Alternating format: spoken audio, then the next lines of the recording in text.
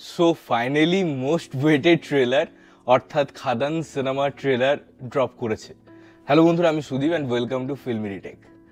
খাদান cinema trailer নিয়ে ভিডিওতে তো আমি অবভিয়াসলি কথা বলবোই, বাট তার আগে বুঝতে হবে যে খাদানে টোটাল যে প্রসিডিওরটা ছিল, যে প্রমোশনাল স্ট্র্যাটেজিটা ছিল, তার একদম অন্তিম হ্যামার অর্থাৎ এই যে ট্রেলার, সেটার স্ট্র্যাটেজি। এবারে দেখুন, একটা জিনিস খুব সত্যি যে ট্রেলারটা আসার কথা ছিল, কিছু টেকনিক্যাল ইস্যুর জন্য হয়তো তারা রিলিজ করতে পারেনি, বাট এটার ফলে যেটা হয়েছে যে মানুষ বারবার ভিডিও করেছে, সোশ্যাল মিডিয়ায় বারবার কথা হয়েছে যে ট্রেলার কবে আসবে।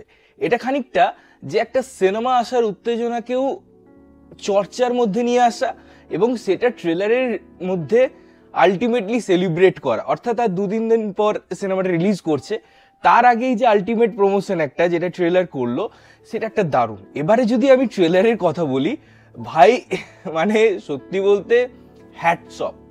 দেবদা, তার পুরো টিম, ডিরেক্টর, প্রোডাকশন হাউস দুটো, প্রত্যেকে এইরকম একটা আউটপুট দিতে পারে, এরকম একটা কাজ করতে পারে বাংলায় এইরকম সময়ে দাঁড়িয়ে, যেখানে মানুষ বা ইন্ডাস্ট্রি যে কমার্শিয়াল সিনেমা তার থেকে ভয় পাচ্ছে, যে ভাবছে কমার্শিয়াল সিনেমা বানাবো, অডিয়েন্স নেই।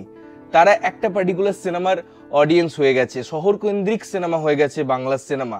এবং এই যে একটা আমাদের স্টিরিওটাইপ ছিল, এরকম একটা ভাবনা চিন্তা ছিল, সেটাকে ধূলিসাৎ করে দেয় খাদান ট্রেলার।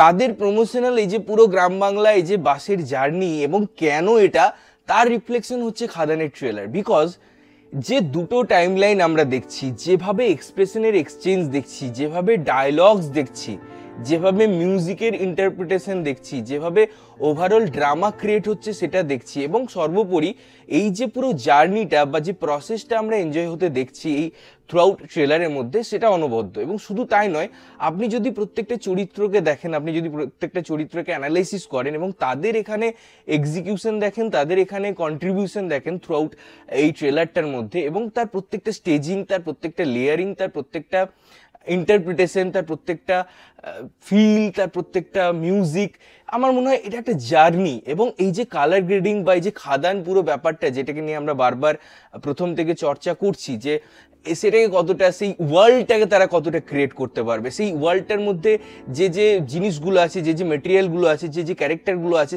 তারা কতটা এস্টাবলিশ হবে। ট্রেলারটা কিন্তু দারুণভাবে প্রত্যেকটা চরিত্রকে স্পেস দেয়, প্রত্যেকটা সিচুয়েশনসকে স্পেস দেয়, এবং সেভাবে উত্তেজনা লেভেল ক্রিয়েট করে, যার ফলে আমরা সিনেমাটা দেখার জন্য মুখিয়ে পড়ি এবং ভাবি সিনেমাটা আলটিমেটলি আমরা কখন গিয়ে দেখব। তো আমি তো ব্যাপকভাবে প্রত্যেকটা জিনিসকে এনজয় করেছি। ইনফ্যাক্ট কিছু কিছু জায়গায় আছে যে একটা চরিত্র আসছে, তার পিছনে আমরা অন্য চরিত্র দেখছি, তাদের ইন্টারপ্রিটেশন দেখছি, একটা ড্রামা বা একটা গল্প ইটসেলফ ট্রেলারের মধ্যে ক্রিয়েট করা না, এবং হাইপ ক্রিয়েট করা it's not a matter of joke.